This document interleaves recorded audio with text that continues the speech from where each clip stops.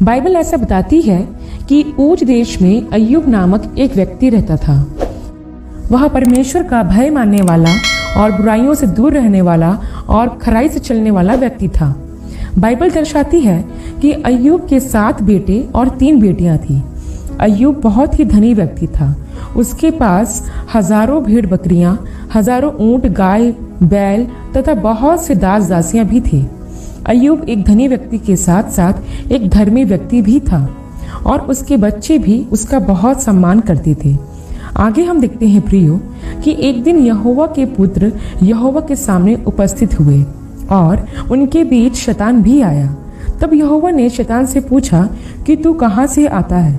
तब शैतान ने उत्तर दिया कि वे पृथ्वी पर इधर उधर घूमते डोलते फिरते हुए आता है।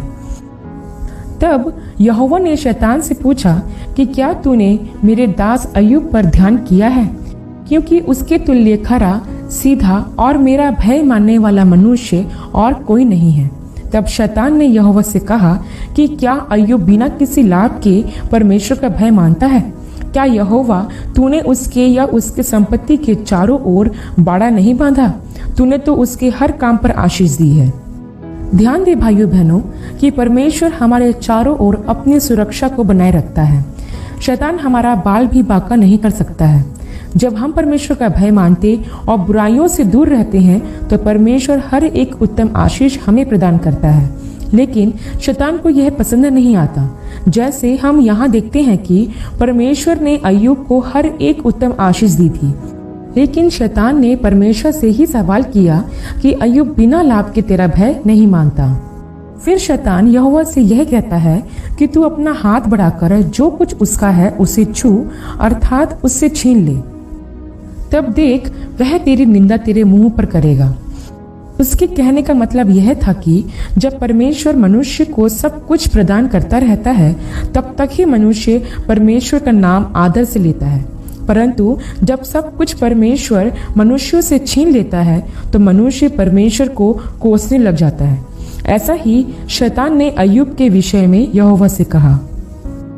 तब यहोवा ने शैतान से कहा कि सुन, जो कुछ अय्यूब का है जा, वह सब मैं तेरे हाथ में करता हूँ, परंतु केवल उसके शरीर पर हाथ न लगाना। तब शैतान वहां से चला गया।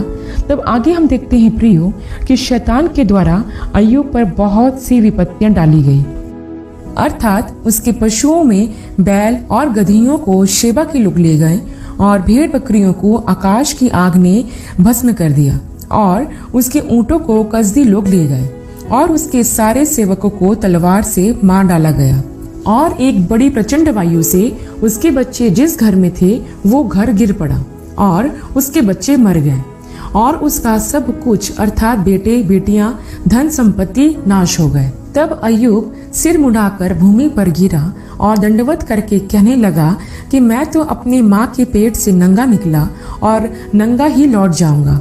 यहोवा ने दिया था और यहोवा ने ही ले लिया, उसका नाम सदा धन्य हो।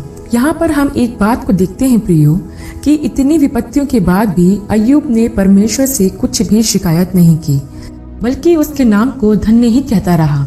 तब आगे हम देखते हैं प्रियो, फिर से यहोवा के सामने शैतान उपस्थित हुआ तथा फिर यहोवा ने पूछा कि तू कहाँ से आता है? फिर से शैतान ने उत्तर दिया कि वे पृथ्वी पर इधर उधर घूमते डोलते फिरते आता है। तब यहोवा ने फिर से शैतान से कहा कि तूने मेरे दास अय्यूब को अब भी देखा कि तूने मुझे उसका सब कुछ सत्यानाश करने को उभारा, तब भी वह अब तक अपनी खराई तथा धार्मिकता में स्थिर बना रहा। तब शैतान ने यहोवा से कहा कि मनुष्य अपने प्राण के बदले अपना सब कुछ दे देता है, इसलिए केवल अपना हाथ बढ़ाकर उसके मांस और हड्डियों को छू, तब वह तेरे मुंह में निंदा करेगा। तब फिर से यहोवा ने कहा कि उसका शरीर मैं तेरे हाथ में देता हूँ, परंतु उसके प्राण को कोई हानि न देना। यहाँ एक सीखने की बात है कि परमेश्वर की इजाजत के बिना शैतान हमारे प्राण की कुछ हानि नहीं कर सकता। फिर आगे हम देखते हैं कि शैतान ने अय्यूब को सिर से लेकर पांव तक बड़े बड़े फोड़े कर दिए। तब अय्यूब को शारीरिक पीड़ा सहनी पड़ी। तब वहां अय्यूब की पत्नी आई और उससे कहने लगी कि अब भी आप परमेश्वर में खराई से चलते रहेंगे। अब तो परमेश्वर की निंदा करो। तब अय्यूब ने अपनी पत्नी से कहा, तू एक मूढ़ स्त्री है जो ऐसा कहती है। उसने कहा कि जब हम परमेश्वर के हाथों से सुख लेते हैं तो क्या दुख ना लें। इन सब बातों के पश्चात भी अय्यूब के मुख से यहोवा के लिए निंदा नहीं निकली। फिर आगे हम देखते हैं प्रियो, अय्यूब की इस पीड़ा को सुनकर अय्यूब के मित्र उससे मिलने को आए। उसके मित्रों का नाम था एलीपज, बिल्दद और सोपर। जब उन्होंने अय्यूब की दशा देखी तो वह उसके साथ विलाप करने को भूमि पर बैठे तथा उन्होंने अय्यूब पर कुछ सवाल उठाए। एलीपज ने अय्यूब की वफादारी तथा ईमानदारी पर सवाल उठाए। उसने कहा कि मनुष्य परमेश्वर के किसी काम का नहीं। उसने कहा, तू परमेश्वर के साथ वफादार नहीं होगा।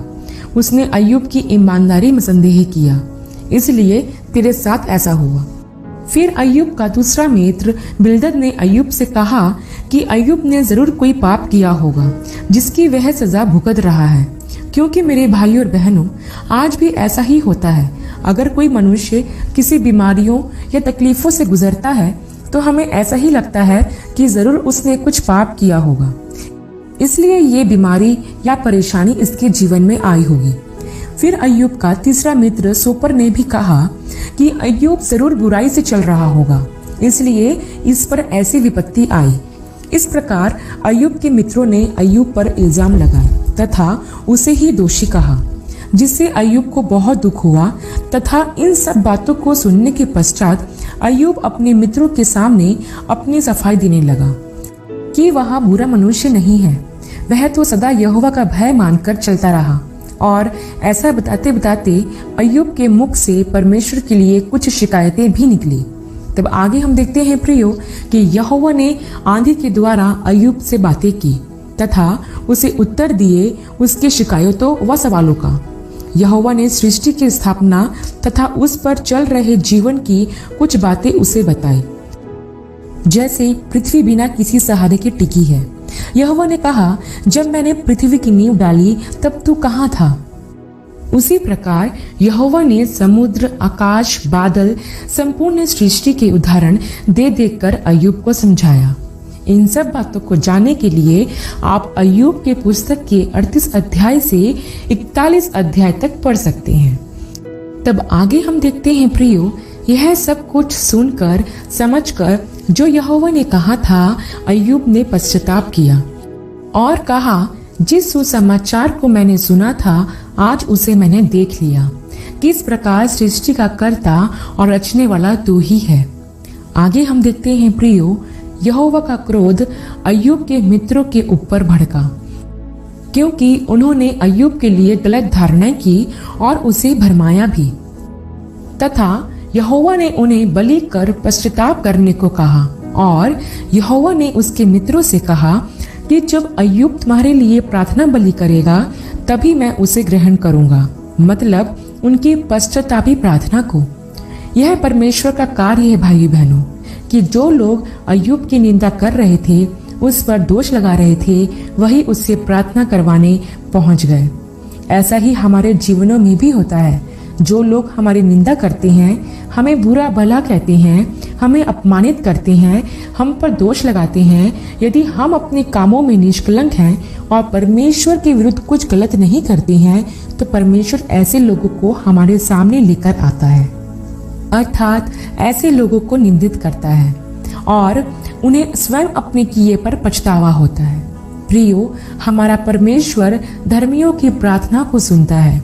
यह बात जैसे अय्यूब के मित्रों पर प्रकट हुई, वैसे ही हम भी अगर परमेश्वर के मार्गों पर बने रहें और अपने जीवन से अगर प्रभु को दुख ना दें, तो हमारा प्रभु हमारी धार्मिकता को लोगों पर प्रकट करता है। तब आगे हम देखते हैं, अय्यूब ने एक वेदी बनाकर अपने मित्रों के लिए और अपनी चंगाई के लिए परमेश्वर से प्रार्थना की। और उसके बाद हम देखते हैं प्रियो, कि जो कुछ अय्यूब का विपत्तियों में खो गया था, परमेश्वर ने उसका 2 गुना भाग उसे लौटा दिया। और उसका जो कुछ था, धन संपत्ति, बच्चे, परमेश्वर की ओर से मिले, जो कि बहुत ही सुंदर थे। यह आशीष परमेश्वर की ओर से अय्यूब को मिली, क्योंकि अय्यूब की जो परीक्षा हुई उसमें वो खरा निकला।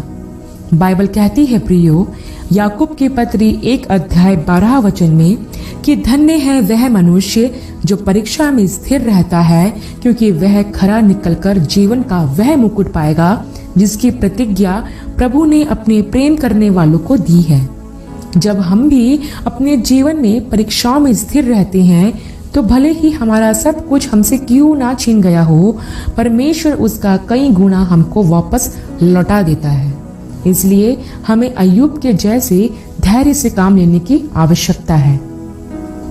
आशा करती हूँ प्रियो कि अय्यूब का जीवन आप लोगों के लिए प्रेरणादायक रहा होगा और आप लोग इस कहानी के द्वारा आशीष पाए होंगे। अब हम आपसे विदा लेते हैं। एक नई कहानी के साथ अगली वीडियो में आपसे फिर मुलाकात होगी। तब तक के लिए आप सबको जय मसीह की।